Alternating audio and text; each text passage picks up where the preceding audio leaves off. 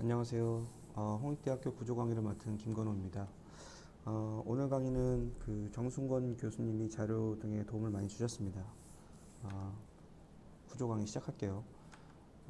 지금 보시는 이미지는 그 시카고 홈 인슈런스 빌딩이라고 합니다. 이게 1885년에 그 윌리엄 르 바론지안이라는 사람이 지은 건물이고요. 흔히들 그 최초의 철골 구조의 스카이 스크래퍼라고 일컬어지는 건물입니다. 이제 스카이스크래퍼라고 해도 이제 42m짜리 건물이고요. 근데 사실 그 당시에는 굉장히 높은 그런 건물이었죠. 이 건물에서 사용된 구조가 이제 SS 구조인데요. 이제 스틸 스트럭처 구조인데, 이제 건축 구조자라고 하는 게 이제 스틸 스트럭처 구조도 있고, 이제 RC조도 있고, 두 개가 이렇게 복합으로 되어 있는 그 SRC조가 있는데, 오늘 이 구조 강의는 SS 구조 위주로 설명을 하도록 할게요. 왜냐하면 현재 우리가 그 사용하고 있는 이 빌딩 구조가 사실 이 당시에 그 만들어진 SS 구조의 구조 컨셉과 대동소이하게 거의 닮아 있기 때문입니다. 이런 그 초고층 건축물이 이렇게 많이 지어질 수 있었던 조건은 우선은 그 이제 엘리베이터의 발명을 들 수가 있겠죠. 오티스가 최초로 1853년에 이제 발명을 해서 이거를 시연을 했었고요. 그래서 빠른 수직 이동이 가능하게 됐고, 그리고 미국이란 나라가 이제 철강 산업이 대단히 발전해 있었기 때문에 철골조를 이용한 고층 건축물이 이제 미국에서 시작을 해서 지금에 이르고 있습니다. 아까 보셨던 건축물의 그 내부의 구조를 보시면 지금처럼 이제 빔이 있고 거더가 있고 컬럼이 있는 거의 비슷한 구조를 가지고 있죠. 물론 이제 현재 구조에 비해 가지고 그 접합부의 방식이나 그 물량이 좀 과한 부분이 있지만 또 바닥 재료가 좀 다르기도 하고요. 근데 지금의 구조 시스템하고 거의 똑같다고 볼 수가 있습니다. 뭐 구조 시스템만 똑같은 게 아니라 지금 보시다시피 이제 구조와 외피가 분리된 어떤 구조의 방식을 취하는 것도 같죠. 이제 구조의 스켈레톤을 먼저 만들고 거기에다 이제 커튼홀을 붙이는 방식으로 건축물을 구성을 했습니다. 이렇게 만들어지는 그 구조를 우리가 흔히들 그 리지드 프레임 구조라고 그래요. 이게 이제 모먼트 저항 골조 시스템, 이제 강접 구조라고 하는데, 이 강접 구조는 이제 그 외력에 대해서 이제 골조 전체가 거동하면서 모멘트를 받고 평형 상태인 이퀄리브리움을 만드는 그런 구조를 흔히들 일컫습니다. 이런 구조가 이제 효율이 매우 이제 간결하고 또 효율적이고 이제 경제적이기 때문에 이제 그 위에 거의 대부분의 이제 고층 건축물들이 이제 SS조의 구조를 취하고 있게 되죠. 보시는 건물은 이제 미스 반데로에가 1950년에 설계했던 이제 렉쇼 아파트먼트입니다. 이게 시카고에 현재도 있고요. 대단히 아름다운 건축물입니다. 우리가 이제 SS 조에는 이제 요소가 한 4개 정도가 존재를 해요. 이제 여기 지금 화면에서 보이시는 그 데크 플레이트가 있고, 그 데크 플레이트를 받치는 빔, 그리고 빔을 연결하는 거더, 그리고 거더와 연결되어 있는 이제 컬럼, 이제 기둥으로 이렇게 흔히 크게 나눌 수가 있고요. 이렇게 보시면 저 아까 봤던 데크 플레이트에 타설된 이 콘크리트가 이제 하중을 받게 되고, 그 하중이 이제 이렇게 여기 있는 거도로 연결되고, 거도는 이제 컬럼에 이렇게 강접합돼서 이제 하중을 이제 기초까지 이동시키게 됩니다. 저거를 이제 도식적으로 좀 얘기를 하자면, 만약에 여기에다 우리가 하중이 이제 발생을 하겠죠. 그러면 이 하중이 이제 데크 플레이트의 이제 골 방향을 따라서 이제 빔으로 이동하게 돼요.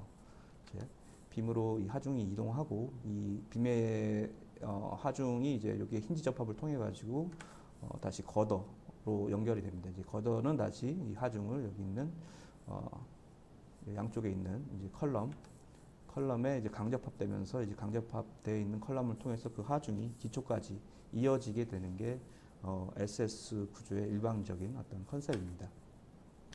그래서 뭐 여기 보시는 이제 시공 현장 사진을 보시면 여기 이렇게 만들어지는 것들이 이제 데크 플레이트, 데크 슬라브고요. 여기다 이제 타설 준비를 하는 모습입니다. 물론 이제 SS조도 그런데 이제 흔히 이제 RC조도 이제 이렇게 사변 지지를 하게 되는 슬라브를 사변 지지하는 구조도 원칙적으로 기초까지 동일하게 이제 하중을 이동하는 그런 컨셉을 가지고 있는 거예요. 이제 물론 이제 건축물을 설계할 때 고려할 요소가 이제 수직 하중만 있으면 이제 내력벽이 이제 하중을 받는 거를 계산해서 점점 이제 두꺼워지는 식으로 예전에는 많은 건축물이 이렇게 지었죠. 이게 뭐 이게 하이델베르그에 있는 건축물인데 이렇게 지었었습니다. 그리고 이 건물을 보시면 이 건물은 이제 1893년에 아까 보였던 그 시카고 홈 인슈런스 볼딩보다 한 8년 늦게 완공된 건물이에요. 이게 모나드녹이라고 하는 건축물이고요. 여기서 보시면 이쪽 벽이 아까 말씀드린 대로 이제 하중을 받으면서 내력벽이 점점 이렇게 두꺼워지는 형식을 취하고 있습니다. 뭐 제가 이 건축물을 이렇게 보여드리는 이유는 우리가 이제 구조의 어떤 형식을 취할 때 꼭 뭐 SS로 해야 된다가 이렇게 정해져 있는 원칙은 아니고 필요에 따라서 이제 RC조를 할 수도 있고 그리고 다시 SRC조를 이제 혼용해서 사용할 수 있다는 점을 보여드리는 거고요. 우리가 이제 기초적인 어떤 이런 빌딩 구조의 컨셉은 이러해요. 뭐냐면 아까 봤듯이 이제 이런 하중이 가해지는 것, 여기 있는 그 고정 하중과 활 하중이 이렇게 보와 슬라브를 타서 기둥을 통해 가지고 기초까지 가는 게 있고요. 그런데 그거에 또 해서 우리가 고려해야 되는 사항이 또 존재하게 돼요. 그게 바로 이게 레터럴 로드, 그러니까 수평 하중이죠. 이제 수평 하중은 흔히들 얘기하는 그 바람이나 혹은 지진에 의해서 만들어지는 그런 하중이고요. 그게 이렇게 이제 건축물에 이렇게 전달이 되게 되면 이렇게 있던 건축물이 이런 힘에 의해 가지고 이제 변형을 일으킬 수가 있게 되죠. 그러니까 우리가 이제 구조에서 고려해야 되는 것은 수평 하중에 대한 것 그리고 이런 레터럴 포스가 변형을 일으킬 수가 있기 때문에 이것에 대비를 해야 되는 거예요. 이제 이렇게 그 바람 지진 수평 하중에 대해 가지고 구조공학이 만들어낸 것이 바로 전단벽이고 이게 전단벽은 면내 측면의 힘, 일반적으로 바람 및 지진 하중에 저항하도록 설계된 내진 저항 시스템의 수직 요소 부재예요. 지금 여기서 보면은 여기 빨갛게 그어진 것들이 이제 전단벽인 거죠. 그리고 코어가 여기 있다면 코어에 이렇게 있는 벽들도 전단벽의 역할을 하게 됩니다. 이어서 말씀드리면 전단벽은 평면에서 작용하는 수직 및 수평 힘에 대해 상대적인 강성 저항을 제공하는 그 기본 구조입니다. 보통은 전단벽이 건축물에 외주했을 때 가장 큰 효과를 내지만 필요시에는 그 내주부에 존재할 수도 있죠. 특히 건축물을 만들 때 계획시 코어가 건축물의 중심에 있어서 양방에서 가해지는 수평 하중에 대해서 강성 저항을 할 수가 있습니다. 이렇게 물론 이 경우에는 건물이 너무 높아지게 되면 스윙이 생기는 그 위험이 생기긴 합니다. 이 점에 대해서는 그 뒤에서 설명하도록 하겠습니다. 이 이미지를 보면 그 좌측에서 이렇게 수평 하중이 가해질 때 그 전단벽 내에서는 수축과 인장의 모멘트 거동을 하게 되는 것이고 이 네 개의 전단벽을 각각 떼어내서 본다면 이 오른쪽 이미지처럼 각각 건축물의 사변에 떨어져 있을 수도 있고 전단벽이 그리고 이렇게 중심에 있을 수도 있고 혹은 이렇게 통째로 건축물을 둘러싸면서 전단벽과 내력벽의 역할을 동시에 수행할 수도 있습니다. 전단벽체를 만드는 재료는 언제나 꼭 콘크리트일 필요는 없고요. 충분한 강성이 제공된다면 이렇게 여기서 보이시는 이미지처럼 트러스나 이렇게 뚫려 있는 펑처드 월 같은 형식으로 다양하게 전단벽체를 만들 수가 있습니다. 뭐 이런 식으로 이제 건축물에 적용해 볼 수 있는 것이죠. 그래서 우리가 이제 건축물을 설계할 때는 이렇게 보이는 이미지처럼 그 건축 공간의 용도와 형태에 따라서 다양한 구조의 컨셉을 가질 수 있고 여러분이 디자인하는 건축물에 맞게 다양하게 변형할 수 있어야 하겠습니다. 여기서 보시면은 뭐 이렇게 벽으로 쌓인 경우도 있고 코어가 가운데 있는 경우도 있고 뭐 다양한 형식들이 보이게 되죠. 이 건물은 이게 데이비드 치퍼필드가 디자인한 모관션 로드 타워인데요. 한 10층짜리 건물이고 이제 보시면 이제 전형적으로 중심 코어에 있는 건축물이고 이제 코어가 전단변 역할을 하고 이제 하중이 외주부의 기둥을 통해서 움직이는 경우입니다. 이제 아마 이번 학기 많은 학생들이 기본적으로 본인들 건축물에 적용할 구조의 형식이겠죠. 이 건물은 이제 지오폰티가랑 루이 네르비가 디자인한 그 피렐리 타워라고 하는데요. 이제 평면에서 보시다시피 양단의 코어와 중심의 두 개의 전단벽, 보이는 두 개의 전단벽이 전체 건물의 내력벽과 전단벽이 돼가지고 수직 수평 하중에 저항하는 모습을 보여줍니다. 예, 이거 섹션에서 보시면 이제 중심의 전단벽이 앞에 봤던 그 모나노 타워에서처럼 점점점 하부로 갈수록 넓어지는 모습을 볼 수 있습니다. 일단 구조 엔지니어는 그 일반적으로 높이와 너비의 비율이 10대 1 또는 12대 1을 초과하면 고층 건물을 이제 날씬한 것으로 이제 간주를 하게 되는데요. 이제 이러한 슬림 타워는 수직 캔틸레버에서 바람의 강도에 대응하기 위한 특정 수단을 채택하게 됩니다. 예를 들어 건물에 강성을 부여하기 위한 추가 구조물이나 원치 않는 스윙을 피하기 위해 다양한 유형의 튜닝된 질량 댐퍼가 포함되게 되죠. 여기서 보이는 이런 트러스들이 이제 질량 댐퍼인데, 뭐 쉽게 얘기하자면 이제 그 건축물의 강성을 이렇게 수평 거동의 범위를 줄이기 위해서 이렇게 볏짚을 이렇게 묶는 이런 것들이 이제 수평 댐퍼가 되는 겁니다. 물론 여러분들이 이번 학기에 디자인할 건축물이 한 15층 이하이기 때문에 특별한 구조가 아니라면 보통의 코어와 모멘트 프레임만으로 구조적인 안정성을 이제 확보할 수가 있습니다. 하지만 이번보다 이제 훨씬 높은 건축물이 지어질 때는 이렇게 전단 트러스 혹은 전단 트러스 내부에서 전단 트러스를 이렇게 내부에서 연장을 한다거나 아니면 전체 건물을 튜브 형태의 프레임으로 감싸면서 강성을 확보할 수도 있고, 나아가서 여기서 보이듯이 번들 프레임 혹은 그 외주부에 이렇게 교차 가세를 두어가지고 강성을 확보할 수 있습니다. 이러한 예들로 이제 먼저 왼쪽의 존 행콕 타워는 기동과 외곽보 및 대각선 교차 가세로 구성되어 있고요. 모든 구조체가 일체로 거동하도록 외부 튜브를 형성하고 있습니다. 바람과 같은 수평 하중이 적용하게 되면 건물의 측면에 설치된 대각선 가세를 통해 건물의 정면과 후면에 설치된 대각선 가세로 전달될 수 있도록 그 모서리의 동일 지점에 대각선 가세가 교차됩니다. 최근에 그 여의도에 지어진 파크원 타워에서도 이제 가세를 이용한 유사한 형태를 여러분들이 볼 수가 있을 거예요. 그리고 가운데 있는 그 미노루 야마자키가 설계한 그 무역센터 건물은 그 모멘트 저항과 강성 확보를 위해 외부에 이제 프레임 튜브로 둘러싸는 형식을 취했습니다. 그래서 이제 9.11 테러 때 건축물이 이제 옆으로 쓰러지지 않고 이제 수직으로 무너져 내렸던 거죠. 그리고 마지막으로 그 오른쪽에 시카고 시어스 타워는 이제 전형적인 어떤 번들 프레임 구조인데, 이제 프레임을 이렇게 다발로 엮어가지고 하나의 고층 건물에 적용한 경우라고 하겠습니다.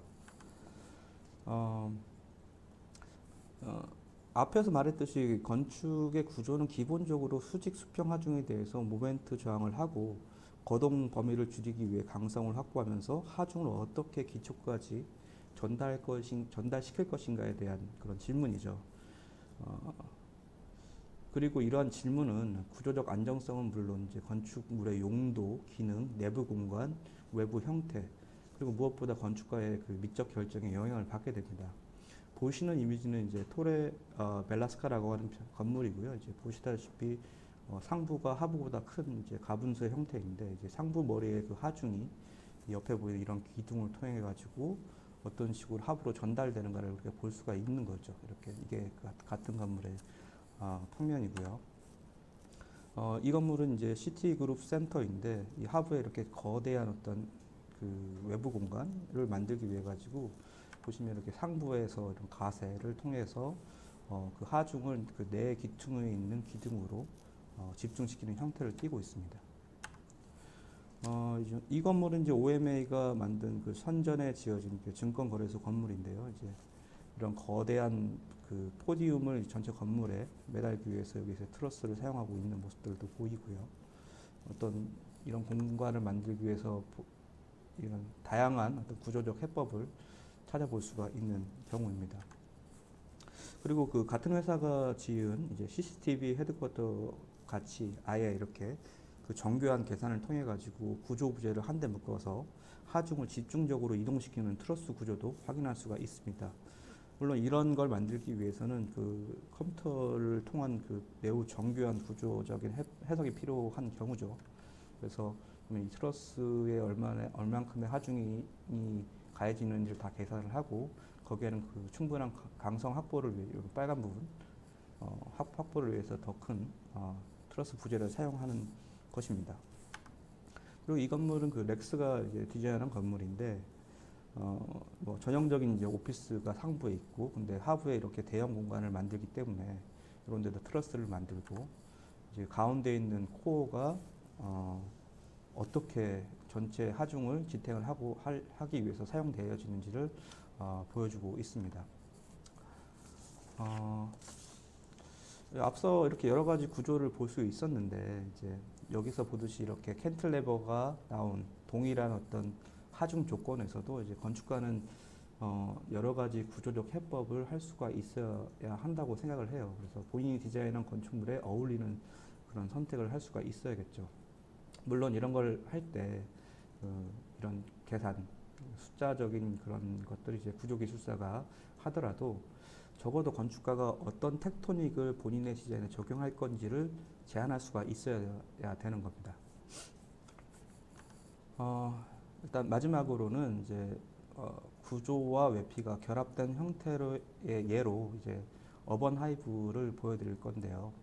이게 그 여러분 잘 아시는 그 강남역에 있는 어번 하이브의 모습이고요. 보통 흔히 그 스키니 구조와 분리돼서 커튼홀로 붙이는 게 일반적 방식이라고 제가 앞서 설명을 드렸는데요. 이 건물은 이제 그 대신에 이제 구조가 건물의 최외곽에 붙고 그리고 내부 공간이 만들어지는 것이고 이제 이 구조 자체가 전체 건축물의 이제 스킨이 되는 모습입니다. 이런 거를 하기 위해서 특별하게 이게 제작된 그 노출 콘크리트가 제작이 됐어야 됐고요. 그래서 그렇게 만들어진 이 노출 콘크리트에 이제 거도와 빔들이 정착되는 모습입니다. 그런 그 익스포즈 콘크리트를 만들기 위해서는 이렇게 철로 이렇게 제작이 된 이제 컴퓨터로 이제 땄죠. 딴 이런 그 거푸집을 만들어서 그 콘크리트 부재를 이제 생산을 하게 된 거고요. 그렇게 만들어지는 막업들이고 이런 것들이 공장에서 제작이 돼서 건축물에 설치가 되게 됩니다. 그리고 특별히 그 외관에서의 보통 흔히 이제 회색 콘크리트를 쓰는데 이제 외관에서의 그 미감을 확보하기 위해서 백색 콘크리트를 사용했고요. 물론 이제 백색 콘크리트를 사용하게 되면 그 제작 단가가 굉장히 높아지게 된 경우이죠. 그렇게 만들어진 공간이 이렇게 됩니다. 그래서 이쪽이 외부고 이쪽이 내부인데 이제 그 사이 이런 내부 중간 더블 스킨이 만들어지고 그런 공간들이 이렇게 만들어지는 거죠. 그래서 저렇게 만들어진 그 더블 스킨은 단순히 어떤 미적인 것도 있지만 이렇게 환경의 변화에 적극적으로 대응을 하게 되는 이중 외피의 역할을 하게 되죠. 그래서 이 공간을 통해 가지고 내부에서 열이 자연스럽게 순환하게 되는 어떤 그런 구조의 형식을 만들게 됩니다. 이게 전체적인 어떤 모델의 모습이고요. 17층의 건물입니다. 이게 실제로 지어진 모습이 이러네요. 그래서 여러분들 강남역 지나실 때 많이 보았을 거라고 생각이 들고요. 쭉 어떤 이미지를 한번 볼게요. 이렇게 모서리의 모습이 이렇게 되어 있고 아래에서 위를 쳐다보면 이렇게 모습을 보여주게 됩니다. 그리고 이 건물에는 특별히 이제 지하철역하고 연결되는 부분도 이렇게 같은 노출 콘크리트로 제작이 됐습니다. 네, 입구의 모습이고요. 1층에 카페로 들어가면 이렇게 반 외부 공간이 있고 거기에도 이렇게 쉐이딩을 만들어주고 있네요. 그리고 이제 그 기준춤 혹은 어떤 티피컬 플로우 플랜을 보면 안에 이 구조가 이제 밖에 있으니까 안쪽에는 이제 기둥이 없겠죠. 그래서 매우 이렇게 자유롭게 셀 수 있는 프리 플랜을 구성할 수가 있습니다. 그래서 내부에서 보는 모습은 이렇게 기둥이 없이 이렇게 프리한 모습이 될 수가 있는 거고요. 뭐 이렇게 바닥은 폴리싱을 해서 이렇게 비치고 이렇게 연속적으로 비치는 모습도 확인할 수가 있네요. 내분간 이렇게 점유를 하고 있고요. 오피스 공간들을. 그리고 이제 밖에랑 또 커리도를 둬서 이제 여기가 어디냐면 이제 코어의 뒷부분은 이렇게 오픈에어 커리도로 둬서 실내이지만 실외랑 같은 어떤 반내부 공간을 둘 수가 있었습니다. 디테일 모습들을 보면 다양한 그 모습을 통해서 그 외부에 있는 도시의 경관을 볼 수도 있습니다. 여기가 옥상 테라스 공간이고요. 이렇게 강남역 그 교보타워 사거리, 교보타워 마리오보타가 디자인한 교보타워와 옆에 있어도 그 존재감을 뚜렷하게 보여주고 있는 건축물입니다. 여기까지가 오늘 그 구조 수업이었고요. 오늘 들었던 내용을 가지고 이번 학기 여러분들 디자인 하는데 여러 가지 방법으로 적용해보고 그럴 수 있었으면 좋겠습니다. 감사합니다.